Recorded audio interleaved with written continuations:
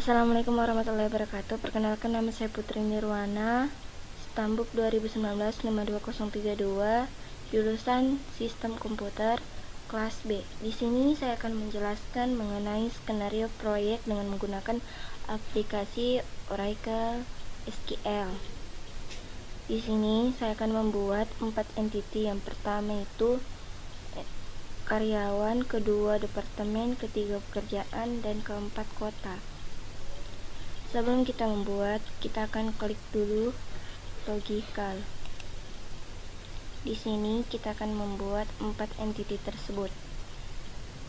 Kemudian kita akan mengklik ini untuk membuat entity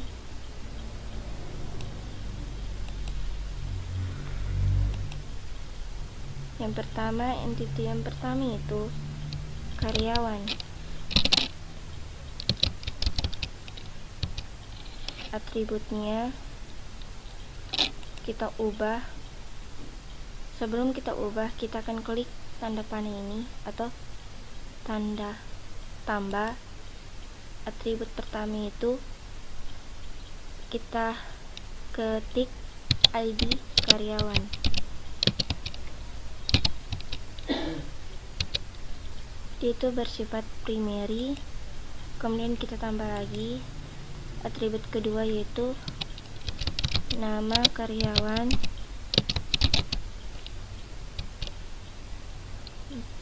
Dia bersifat mandatory. Kemudian kita tambah lagi atribut keempat, itu alamat.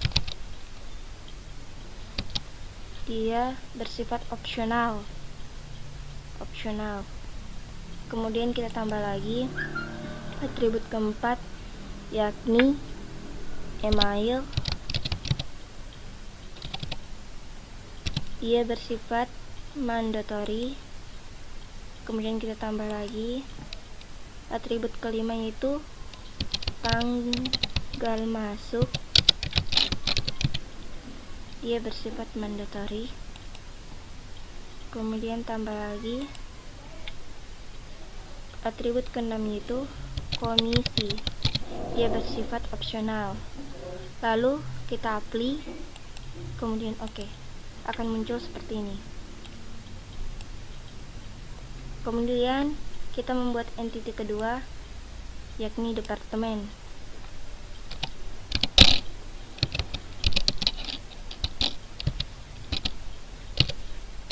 Atributnya yakni yang pertama itu ID departemen. Dia bersifat primary. Kemudian kita tambah lagi nama departemen.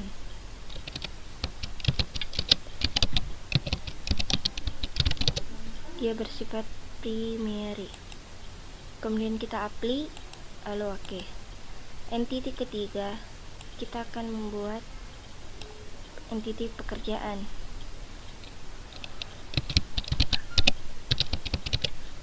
Atributnya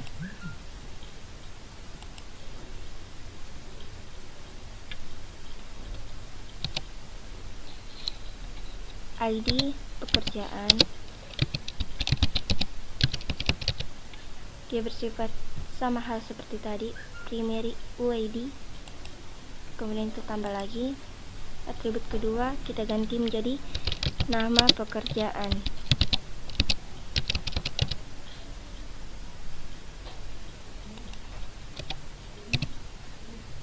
Dia bersifat mandatory. Kemudian kita apply, lalu oke. Kemudian akan muncul seperti ini. Lalu kita akan membuat lagi entity keempat, yakni kota. Atributnya yaitu atribut pertama sama kayak tadi, cuma beda nama entity-nya, yakni ID kota. Dia bersifat seperti sama yang tadi, primary. Lalu kita tambah lagi atribut kedua, kita ubah menjadi nama kota. Dia sama kayak yang tadi, Ini bersifat mandatory, kemudian kita apply, lalu oke. Maka akan menjadi seperti ini.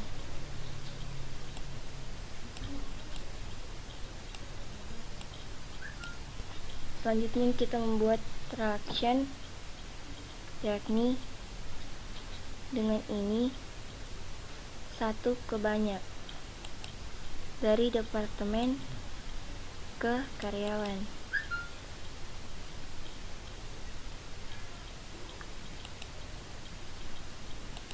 Kita ubah menjadi departemen. Kemudian di sini kita akan tulis mempunyai,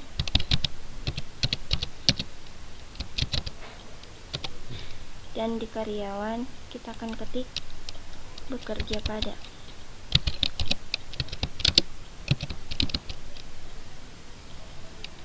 Kemudian kita apply, lalu oke. Akan muncul seperti ini. Untuk tidak terjadinya garis putus-putus, maka kita klik lagi, lalu kita hilangkan centang ini, kemudian kita apply, lalu oke. Maka akan seperti ini. Untuk memunculkan yang habis diketik tadi, kita klik kanan, kemudian show, lalu label, maka akan muncul.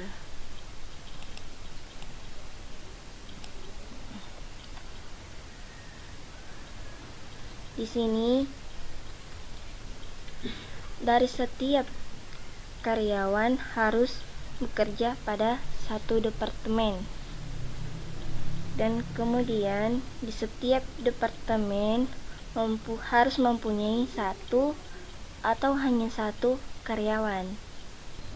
Kemudian selanjutnya kita membuat transaction dari karyawan ke karyawan dengan menggunakan satu ke satu, yakni dengan ini. Kemudian kita klik karyawan, lalu klik lagi. Di sini kita akan tulis karyawan,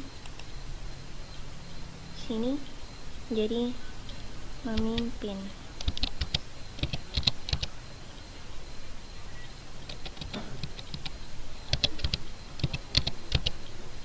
Dan di sini kita akan ketik dipimpin.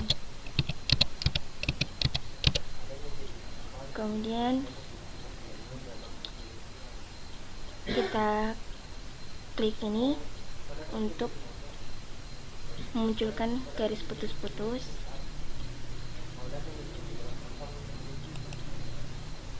Kemudian kita apply, lalu oke.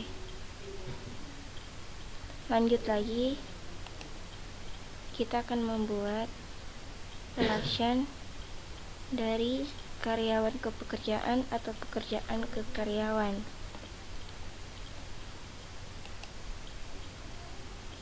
Kita klik ini, lalu kita klik karyawan ke pekerjaan. Di sini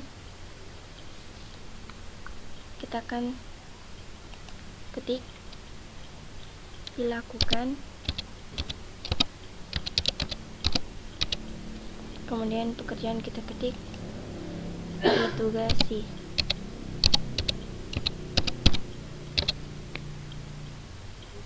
Kemudian kita apply, lalu oke.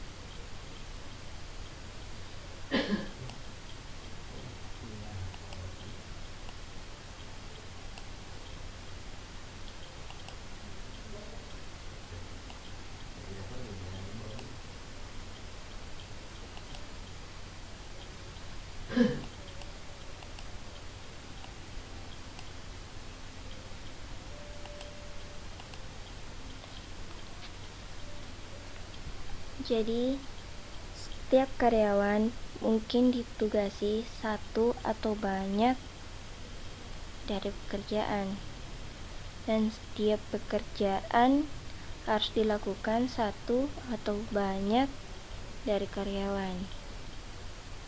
Selanjutnya, kita akan membuat relation lagi dari pekerjaan ke kota, yakni dari pekerjaan ke kota.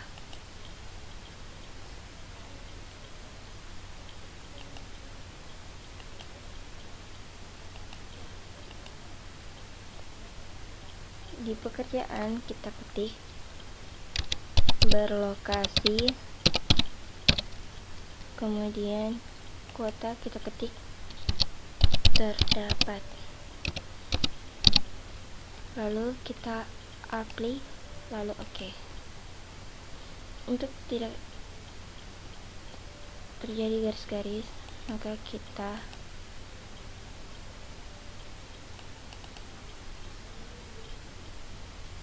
hilangkan, kemudian apply, lalu oke. Di sini dari setiap pekerjaan harus berlokasi satu atau hanya satu kota, sedangkan setiap kota mungkin terdapat satu atau banyak dari pekerjaan. Jadi dari keempat entity tersebut saya jelaskan. Sekian, terima kasih. Bila ada kekurangan mohon dimaafkan. Assalamualaikum warahmatullahi wabarakatuh.